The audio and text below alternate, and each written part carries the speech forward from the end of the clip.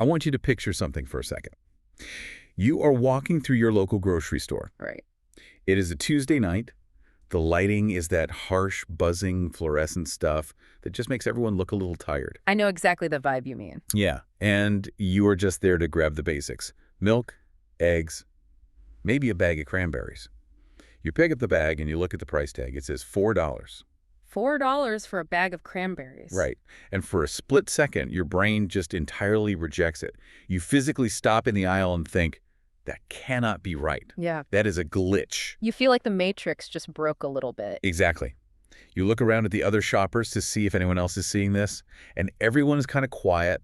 Nobody's making eye contact. Everyone is just staring at the shelves or scrolling on their phones, looking completely exhausted. Yeah. And you get this sudden, really cold feeling in the pit of your stomach that something is fundamentally wrong. Not just inflation wrong or politics wrong, but reality wrong. Like the actual texture of the world has thinned out. That feeling you're describing right there, that specific eerie sensation that the background signal of the world has changed and nobody bothered to tell you, that is exactly what we are unpacking today. It is the whole "is it just me" phenomenon. It is. But the short answer, and the reason we have this massive stack of sources on the table for today's deep dive, is that no, it is absolutely not just you. Not by a long shot. Right. We have combed through a compilation of voices that is honestly one of the most unsettling things I have read in a really long time. We are talking about everyday Americans, nurses, baristas, corporate analysts, parents. People who have never met. Exactly. People who have nothing in common, all going online and reporting the exact same psychological break. They are calling it the Great Vibe Shift. Or, if you want to get a bit darker with it, they are calling it the timeline split. Yeah, that timeline split concept comes up over and over again. And our mission in this deep dive is to figure out why. We're going to look at these glitch in the matrix theories, why people genuinely feel like they are masking their way through a simulation. But we are not going to just stay in the metaphysical realm either. No, we have to drag this down to earth. We are going to look at the brutal economic machinery that the sources say is driving this feeling, the extraction machine, the death of the old American dream, and why that $4 bag of cranberries is actually a tangible warning sign for a system that feels like it is collapsing. It is definitely a heavy one today. It is heavy, but it is necessary, because once you understand the glitch, you can kind of stop letting it drive you crazy. So let us start with the timeline split.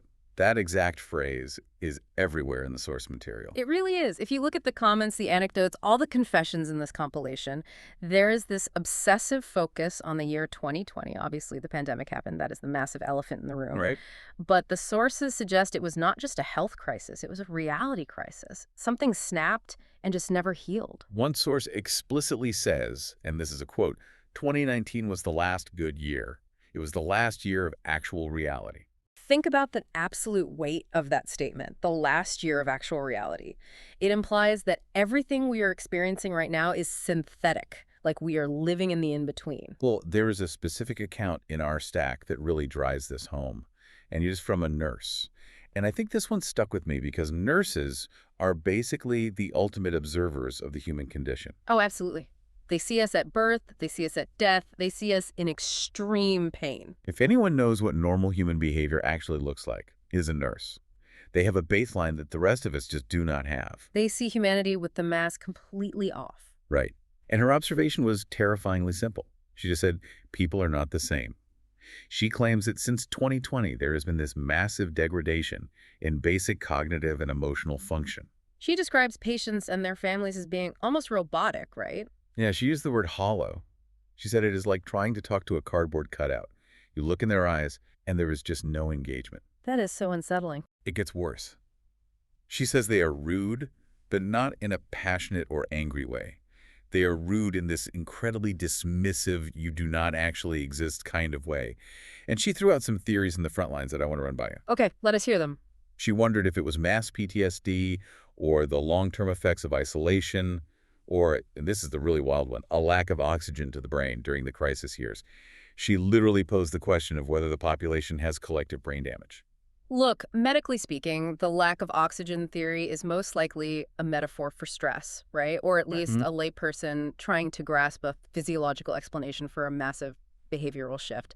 But let us look at the PTSD angle she mentioned. Okay. Because what she's describing, that emotional flatness, that inability to connect or hold a basic conversation, the robotic responses, that is a textbook symptom of dissociation. Dissociation. Break that down for us in this context. When the human brain is subjected to unrelenting chronic stress, which we absolutely have been for over 4 years straight now, fear of illness, fear of economic collapse, political rage, extreme isolation, eventually the brain just shuts the breakers off. It just taps out. Exactly. It is a biological safety mechanism. You cannot process the trauma anymore, so you detach from reality, you go on autopilot. So we are not actually turning into robots. We are just collectively protecting ourselves from a world that is too loud. Precisely. And this connects directly to the NPC theory that you see all over the internet right now. Oh, we definitely had to explain this term because I see it everywhere, but I am not sure everyone knows the exact origin. Right. So NPC stands for non-player character. It comes directly from video games. Like role-playing games. Yeah, like Grand Theft Auto or Skyrim, you are the hero, the player. But the world has to be populated by hundreds of other characters, shopkeepers, random pedestrians who are just a basic computer code. They just have a limited script. Exactly. They say, hello, nice weather, and then they walk in a predetermined loop. So when people online call others NPCs, they are basically saying those people lack a soul or an inner monologue. Yeah, it started as a pretty derogatory way of saying that people are just completely on autopilot. But if we take the malice out of it for a second and look at it clinically, tying it back to that nurse's account, I think what we are actually seeing is a population so cognitively overwhelmed that they have retreated into a script. They say hello, they buy their overpriced coffee, they leave. Right. They simply do not have the bandwidth or the energy for improvisation anymore. It takes energy to be a fully realized human in a spontaneous interaction. That is actually so much sadder than the simulation theory. It means we are all just too tired to be real people. And it really manifests in large crowds. The sources talk about this. There was that story in the compilation about the New York ball drop. Oh, this part was incredibly eerie. So one of the sources mentioned watching a video of the New York New Year's Eve ball drop recently. Now, historically, that is a high-energy event. It is pure chaos. Screaming, kissing, throwing things. It is supposed to be the absolute peak of collective human joy and anticipation. Right. But the source noted that nobody was cheering. It was just an ocean of silence. The ball dropped, the lights flashed, the confetti went everywhere, and the massive crowd just stood there, dead silent, holding up their phones. Just filming it? Yeah. They were recording the moment to prove they were there, but they were not actually feeling the moment. That phrase, numbed out, it comes up so much in these documents.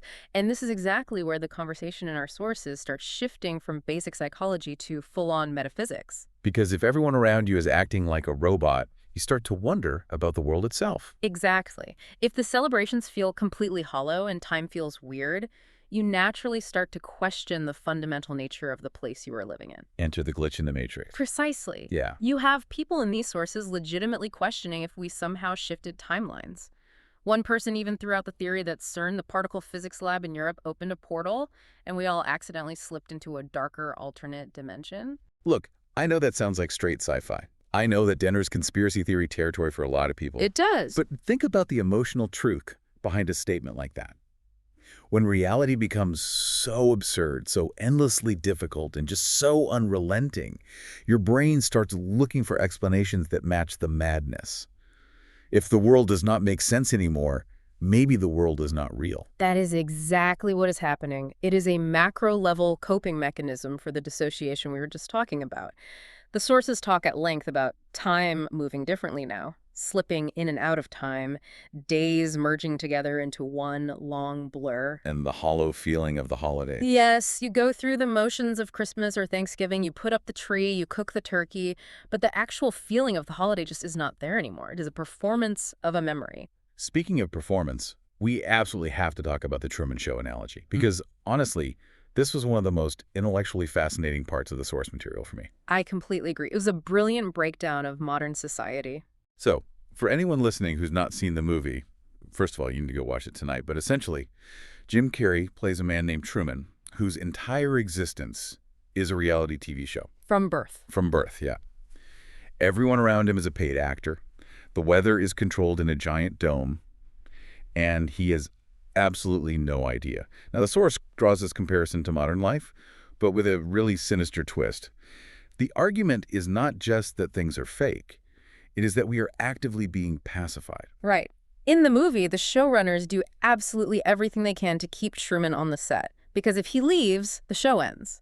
So they give him a comfortable-ish life, they distract him with drama, they introduce romance, they literally bring his dad back from the dead at one point, all to prevent him from questioning the nature of his reality. People looking at the shiny objects. Exactly. And the source argues that our hyper-consumerist world does the exact same thing to us. We are constantly bombarded with pacifying distractions. Netflix dropping entire seasons of shows at once, the endless scroll of TikTok, manufactured celebrity scandals. All designed to keep us from engaging with the fact that the actual system we live in is completely rigged. But here is the kicker from that analogy. And this is the part that genuinely made me pause. The source argues that Truman was not just a prisoner on that set, he was a vehicle for wealth. Yes, this is the underlying economic argument hidden right inside the metaphor. Truman generated massive, astronomical profits. Merchandise, product placement, global advertising revenues. All just by existing and going about his daily morning routine. And he saw absolutely none of that money. He was the product. He was the raw resource being mined. The source argues that modern citizens are in the exact same position. We are vehicles for profit. Every single thing we do is extracted. Our data, our attention spans, our physical labor, it is all harvested to generate staggering wealth for a director class that we never actually see. And if we were to ever leave this set, if we decided to stop consuming, to stop doom scrolling, to stop buying things we do not need, the entire economy would collapse, just like the television show did when Truman walked out the door. That is a really heavy thought. It makes you feel like your entire human life is just content for someone else's balance sheet. Which naturally leads us right into the frequency shift theory that was also mentioned in the sources. Oh, this one genuinely gave me goosebumps when I read it. It is the idea that the actual background signal of the world has changed. The source asks this very provocative question: what if the environment changed and nobody told you? Like, we are all tuning forks that are still vibrating at the old frequency, the pre-2020 frequency, but the world itself is now broadcasting on a completely new, harsh channel. Exactly that. The theory proposes that the human nervous system literally has not had time to catch up to this new environmental signal. Because evolution takes thousands of years, and this happened in 4. Right. And that lag is why people are reporting massive anxiety spikes without any visible triggers. Bizarre sleep issues. A constant low-level sense of impending doom even when nothing immediately bad is happening in their living room. And the source points out something really interesting about silence in relation to this. They said that the people who are glued to their screens, constantly scrolling, constantly watching something, constantly listening to a podcast while they do dishes, they are actually the ones struggling the most deep down. Because the artificial noise masks the new interference. Right. But if you sit in a room in total silence, you feel it. You feel the physical hum of the wrongness. Silence reveals the glitch in the frequency. So people ramp up the digital noise to avoid facing the reality that the station has changed. It is like we are absolutely terrified of the quiet now, because the quiet tells us the truth. And the truth is, according to all these voices we're analyzing, that the system we are living in, the matrix, if you want to keep using that term, has mutated. It has gone from being a somewhat supportive societal structure to what the sources explicitly call an extraction machine. Let us pivot to that right now, because we can talk about vibes and frequency and psychology all day long, but eventually we have to look at the receipts. We have to look at the numbers. Right, because the receipt is where the glitch stops being just a weird feeling and starts being a literal robbery. The receipt is the crime scene. Let us talk about this extraction machine. This is a very specific term used by the sources to describe the current state of the American economy. But what does it actually mean in practice? How is an extraction machine any different from just normal, everyday capitalism? That is the most critical question of this entire deep dive. Traditional capitalism, at least in theory, is supposed to be about mutual exchange. I use my skills to build a chair, you need a chair, so you buy it from me, we both win. Value is created. Right. But the sources argue that the current system has completely mutated into something predatory. It is no longer about creating value or mutual benefit. It is solely about extracting wealth from the working class and aggressively moving it to the top. Pulling wealth upward. That was the exact phrase they used over and over. Yes. And they list the specific mechanisms being used to do this because it is not an accident.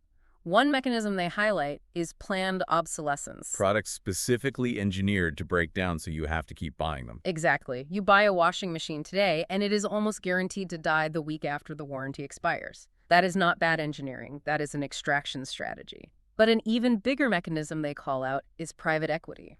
The sources talk heavily about asset stripping. Can we pause and explain that? Because private equity is one of those financial terms that sounds incredibly boring, but based on the sources, it is actually destroying the fabric of everyday life. Absolutely. Think of it like this. A massive private equity firm buys a company, say your favorite local retail chain, or a veterinary clinic, or even a regional hospital system. They do not buy it because they love the business and want to make it better. They buy it to take it apart. Exactly. They strip it for parts. They sell off the physical real estate the business owns. They fire the most experienced staff to instantly cut operating costs.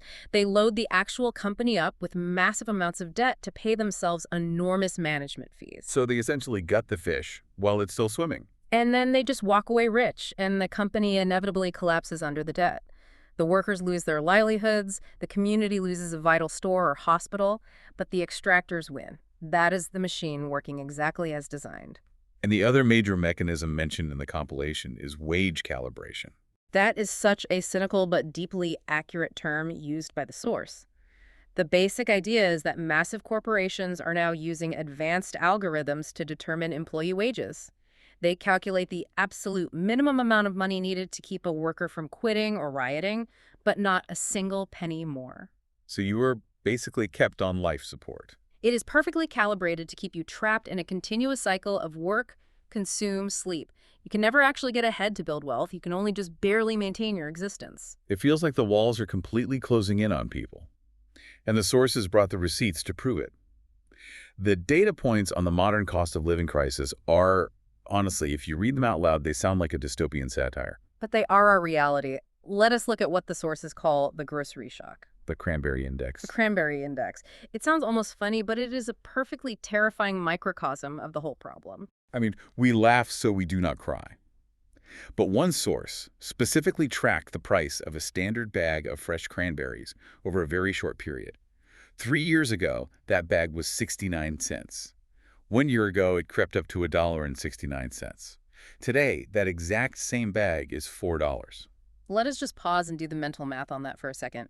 That is roughly a 500% increase in just 36 months. 500%. Now, let me ask you, did the actual cost of growing a cranberry suddenly go up 500%?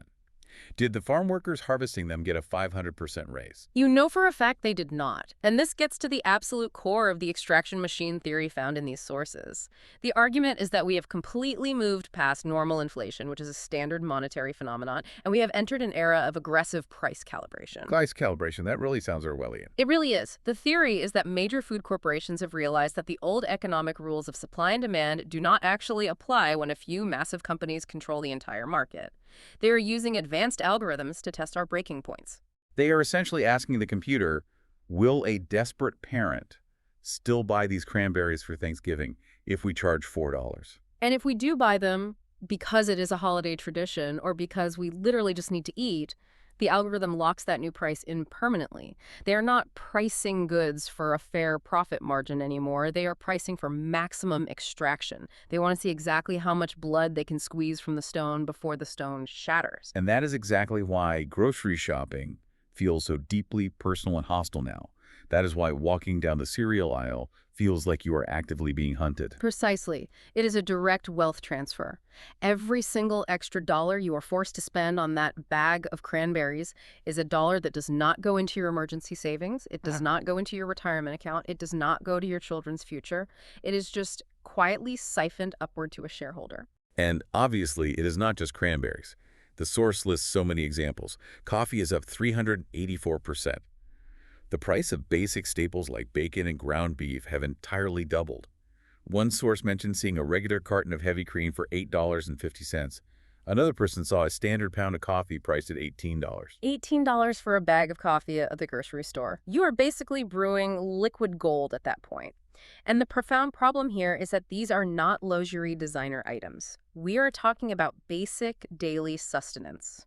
When a cup of coffee at home becomes a luxury good, you fundamentally change the daily ritual of the working class. You strip away their small, simple joys. And as if the prices going up is not enough, then we have shrinkflation to deal with. The source detailed how standard tofu packages quietly dropped from 16 ounces down to 12 ounces. Individual yogurt cups dropping from 8 ounces to 5.3 ounces. So the price skyrockets and the actual amount of food you get shrinks. It is a double extraction. It really is pure gaslighting. They redesigned the packaging to look identical, hoping you will not notice the missing 4 ounces of food. But your stomach notices. Your family recipe that called for 16 ounces definitely notices. And you definitely feel it at the cash register. There is this absolutely heartbreaking anecdote from a barista in the source material. We started calling it the barista indicator in our notes. This was a really tough read. The barista posted that they had witnessed a record number of declined credit and debit cards in a single standard morning shift. Just one after another. Decline, decline, decline. But the truly tragic part was the reaction. The barista observed that the customers are not surprised anymore. They are not pulling out their phones to check their banking apps in confusion, thinking it is a bank error. No, the barista said they are literally standing there praying their cards work. They already know they are completely on the edge of the financial cliff. They are just hoping the bank's algorithm lets them have a single coffee so they can survive another grueling day at work. And when the screen flashes declined, they do not argue. They just lower their heads and walk away, defeated, because they know the money is gone. It paints a terrifying picture of a population that is functioning entirely on fumes, financial fumes and emotional fumes. And this whole conversation naturally leads us to the biggest, most inescapable trap of all, which is housing. Oh, we have to talk about the 50-year mortgage. If you really want to pinpoint exactly where the traditional American dream goes to die, you have to look at the current housing market, and specifically this terrifying new normalization of the 50-year home loan discussed in the sources. I saw that in the compilation, and I honestly, genuinely thought it was a typo. 50 years for a single mortgage. No typo. It is real. And I want everyone listening to really visualize the timeline of a 50-year loan for a second. Let us say you do everything right and you are incredibly lucky enough to scrape together a down payment and buy a starter house at age 30. Which, by the way, the sources note is becoming increasingly rare for anyone without generational wealth. But let us say you do pull it off at 30. You sign those closing papers. You will not legally own that home free and clear until you are 80 years old. 80. So, statistically speaking, for a huge portion of the population in America, that timeline is. That is a life sentence. You will die with a mortgage. And the horrifying part is that is exactly the point of the product. The source points out that this implies a new, unspoken retirement age of around 87. It essentially means you never actually own the home. You are just renting it from the bank until the day you die while taking on all the maintenance costs yourself. And think about what that does to your baseline psychology. The old dream, the social contract we were all sold, was pretty simple. Work hard, pay off the house, and then enjoy a safe, secure retirement without a housing payment. If the house is never actually paid off, what is the retirement plan? The source was incredibly brutal on this exact question. They said the modern retirement plan is just do not. Just work until you drop. And that is, if you can even qualify for a mortgage in the first place. The rental prices the sources mention are completely disconnected from mathematical reality. Minimum wage is still stuck at $7.25 an hour in many places. Meanwhile, the median rent is hovering around $1,400 a month. The math does not work. It physically, mathematically cannot work. Which explains the source's deep critique of the current trend of making homelessness illegal. Right. You have constructed an economic system where basic participation is mathematically impossible for the bottom tier of workers. And then, instead of fixing the math, you criminalize the result of that impossibility. The source just outright calls it evil. They do. They say the game is completely rigged against participation, but you are legally punished with jail time or fines for failing to play a game you cannot win. So if the game is rigged and you literally cannot win, but you are not allowed to stop playing, what happens to the American dream? It dies. Or rather, it mutates into something entirely different. We are absolutely watching the death of the old American dream in real time, and Section 3 of our deep dive today is all about what is rising up to replace it. And spoiler alert, it is not a house with a white picket fence and 2 kids. No. The new American dream, according to an overwhelming number of these sources, is leaving America entirely. The Great Exodus. There is a massive trend discussed in the compilation where everyday Americans now view permanently leaving the country as the ultimate pinnacle success story. One source draws a really stark comparison to just 6 years ago. 6 years ago, if you packed up and moved to Thailand or Portugal or Costa Rica, your friends and family would pull you aside and ask, "Why are you leaving? Are you okay? Did you lose your job?" It was viewed as dropping out of society, giving up. Exactly. And now the source says everyone asks, how can I leave? Show me the exact visa paperwork you used. That is a monumental shift in the collective mindset. It has gone from "you are crazy to leave the greatest country on earth" to "you are the lucky one who finally figured out how to escape the machine." And the reasons cited in the sources are entirely pragmatic. It is not just about wanting an adventure or sitting on a beach. Yeah. Safety is a massive driver. The source explicitly mentions the constant grinding fear of gun violence. They called it the bang bang every day. You cannot put a price on sending your kid to school without being terrified. Exactly. But also, it comes down to basic quality of life. Countries that Americans used to arrogantly dismiss as third world or developing are now consistently offering a substantially better, safer standard of living for the average working person than the U.S. does. Especially when you factor in the sheer terror of the U.S. healthcare system. The healthcare nightmare. This is a huge, huge driver of the despair we are seeing. We have a story in the stack from someone talking about their monthly insurance premiums. The 546% increase. Yes, their premiums went up 546%. Let that number just sit in the room for a second. For one individual person. It wasn't a corporate plan. And the source puts the reality of this so bluntly. They say, you now have a choice in America: mortgage, food, or healthcare. You get to pick two. You mathematically cannot have all three on an average salary. And that is a choice that no human being in a developed nation should ever have to make. It creates this pervasive, rotting sense of insecurity. You could do absolutely everything right in your life. You could work hard, save your money, be a model citizen, and one random car accident or one unexpected cancer diagnosis instantly wipes out 3 generations of wealth. The house is foreclosed on. The savings are drained. You are back to zero. This brings us directly to the generational divide discussed in the compilation, because if you are a millennial or older, you actually remember a time when things felt somewhat possible. You remember the old world. But the sources talk about Gen Z and Gen Alpha with this profound, heavy sadness. There is a specific perspective from a parent of a high school senior that really hit me hard. The parent is reflecting on their own college acceptance experience back in the late 90s, the sheer excitement, the feeling that if you got into a good school, the world was basically your oyster. And their kid's reaction today. Nothing. The kid gets accepted to college and there's absolutely no joy, just dread and anxiety. Because they know what is waiting for them. Exactly. The kid is asking these massive, bleak questions like, will artificial intelligence just take my job before I even finish this 4-year degree? Is this piece of paper actually worth $100,000 in unbankruptable debt? I'm never going to be able to afford a house anyway, so why does any of this even matter? The source makes a really poignant statement. They say millennials were the absolute last ones to know the old world. The younger generations, they have never known a reality where the future actually looked bright or stable. They are entering a rigged system where home ownership is a literal fantasy until they are maybe 40 years old, if ever. It creates a very specific, totally logical type of generational despair. It is not just teenagers being moody. It is a completely rational reaction to inheriting a visibly declining system. They're not cynical because they are young. They are cynical because they are actually paying attention to the math. So we have covered the psychological break. We have mapped out the economic trap. Now we need to look at the exact mechanism that keeps us pacified while all of this is happening. Section 4, the digital prison. The prison we happily carry around in our pockets. This connects right back to the simulation theory we started with. The theory in the sources is that 2020 essentially smashed our entire existences into our phones. I feel this deeply. I really do. The source talks about how we completely lost our physical space.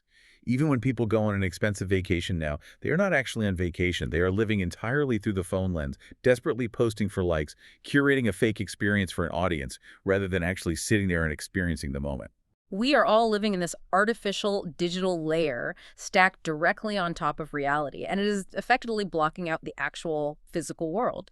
And the algorithms running that layer are getting shockingly, terrifyingly good at keeping our eyes locked in. Okay, we have to talk about the gaming chair conspiracy from the sources. This one is completely wild, but I guarantee almost everyone listening has had a deeply unsettling moment exactly like this. It is the absolute perfect example of that modern surveillance state feeling. So the source describes sitting in a room completely alone, looking at their son's extremely beat-up gaming chair. They've not searched for gaming chairs on Google. They've not spoken out loud about gaming chairs to anyone. They just quietly thought in their own head, I should really get him a new gaming chair for Christmas. And then what happens within 30 minutes? Ads for gaming chairs are suddenly everywhere. Every app they open. TikTok, Instagram, Google banners, just flooded with gaming chairs. Now, rationally speaking, a tech engineer would say this is just predictive algorithms doing their job. The system knows the sun's age from data brokers, it knows it is approaching the Christmas season, and it has statistical models showing that gaming chairs typically wear out after a specific number of years. It is just an incredibly accurate probability match. Sure, Mr. Rational. That is the safe, official explanation that helps us sleep at night. But the source asks the question we are all actually thinking. Is it just an algorithm?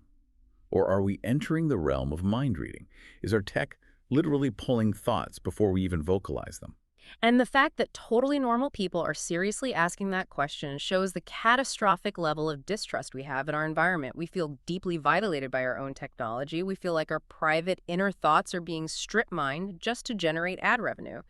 It heavily reinforces that Truman Show feeling that nothing is private, and even your own mind is just another data point for the extraction machine to harvest. And this endless digital overload, this constant extraction, is rapidly eroding our basic social skills. The compilation talks a lot about the outright loss of normal human emotion. This loops right back to the nurse's observation at the beginning. People are disengaged, they're disingenuous, we're entirely numbed out. There's this concept discussed called quietly giving up. It is a really vital distinction to make. The source is very careful to say this is not clinical depression. Depression is a medical pathology. What we are experiencing is a collective emptiness. We just quietly adjusted to less joy, less hope. That line absolutely crushed me when I read it. It is a dark but effective survival strategy. Because if caring hurts too much, if constantly hoping for a house or a secure career or a stable future just leads to repeated, crushing disappointment, then you eventually just stop hoping. You go completely numb to protect yourself. You stop revolting against the system. You just try to drag yourself through the day without your debit card declining at the coffee shop. It sounds incredibly bleak. I know it does. It sounds like an absolute dystopia. And here is the crucial turn in the source material. The people writing these things are not just wallowing in the misery. There is an actual movement growing directly out of this despair. A massive, collective desire to just opt out entirely. Which brings us to Section 5, new solutions. Because historically, when the dominant system breaks down, people immediately start building their own life rafts. And the absolute biggest trend in the data is the homestead urge. It is everywhere in these sources. People saying, I do not want the corporate ladder anymore. I just want to move to the woods, raise chickens, bake my own bread, and homeschool my kids. It is a total rejection of the complex, hyper-digital, wildly expensive world in favor of something aggressively tangible. The logic is, if I can literally grow my own food, the grocery store inflation cannot hurt me. If I own a small piece of land outright, the corporate landlord cannot evict me. We have that incredible story of the Bell tent in the compilation. This guy, living full-time in a 16-foot canvas Bell tent. He is living in a tent through the seasons specifically to save enough money to build a tiny off-grid cabin. It is an extreme measure, obviously. Most people are not going to move into a canvas tent. But he views it as pure freedom. He's deliberately opting out of the lifelong rent trap. He is looking at society and saying, I will gladly suffer physically in a tent to be free financially from the machine. And along those same lines, there is a massive defense of mobile homes in the sources. This is a really crucial economic argument right now. The source argues that we desperately need to completely rebrand mobile homes in America because they might genuinely be the only shot normal working-class Americans have left at actual home ownership. It is about prioritizing privacy and ownership over the illusion of luxury. The source basically asks, who cares if it is a trailer as long as it is actually yours? Especially if the only alternative is paying $2,000 a month for a gray floor luxury apartment where you can hear your neighbors sneezing through the paper-thin walls and you build exactly zero equity. It is a profound shift in cultural values. The old markers of status are completely dead. Survival and financial autonomy are the new status symbols. People are finally realizing that keeping up with the Joneses is a fatal trap, mostly because the Joneses are completely broke and drowning in debt, too.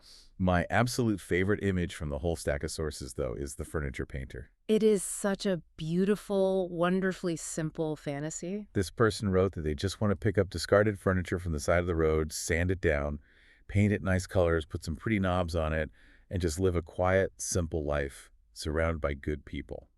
That is their entire dream. And the profound tragedy of that comment is that this simple, beautiful existence feels totally impossible to achieve in the current system. To just paint furniture and exist, you would starve in a week. The extraction machine absolutely demands that you hustle, that you grind, that you endlessly optimize. It demands that you turn your peaceful hobby into a monetized side hustle with a marketing plan. But the core desire is still there. And that desire is incredibly powerful. The sources are collectively realizing one very hard truth. No one is coming to save us. That is the ultimate awakening in all this data. The realization that voting for a different politician is not the solution, that climbing the corporate ladder is not the solution. The source explicitly says, we are the generation that finally has to do something about this. And that something really starts with disconnecting. Yes. Pulling away from the algorithm, finding real, unrecorded conversations, seeking out actual silence. So we have covered a massive amount of ground today. Let us try to synthesize all this. What does this compilation actually tell us about where we are? If we pull all these threads together, the psychological break of 2020, the brutal economic reality of the extraction machine, the digital prison of our phones, we are looking at a population that is collectively grieving. They are grieving the total loss of a world that at least superficially made sense. The old world, Yeah. Pre-2020. Exactly. But hidden inside that immense grief, there is a new clarity. The source says you cannot unsee it. Once you finally realize the system is a rigged game, a game perfectly designed to extract your wealth and your energy, you can never go back to being a happy, passive player. You stop being Truman, you stop waving at the cameras, and you start walking towards the exit door at the edge of the set. Maybe that exit door is packing up and moving to Portugal. Maybe it is buying a piece of land and a bell tent. Maybe it is just fiercely refusing to care about buying the newest smartphone. But the vibe shift we started this whole deep dive with, it is completely real. The illusion has permanently cracked. We want to leave you with one final provocative thought pulled from the source material. And honestly, this one is going to be echoing in my head for a long time. It goes right back to that core question. What if the environment changed and nobody told you? If the fundamental background signal of the world really has shifted, if we truly are operating in a new, harsher timeline, then trying to live your life by the old 2019 rules is just going to slowly drive you insane. The only calibration left for any of us is to aggressively find our own frequency, pull away from the artificial noise, reclaim the silence. And maybe, just maybe, go find some old furniture to paint. Create a small, quiet pocket of actual reality in a world that feels incredibly fake. Because if the world is just a simulation now, you might as well start writing your own code. Thanks for joining us on this deep dive. Stay real out there, everyone. See you in the next timeline. See you there.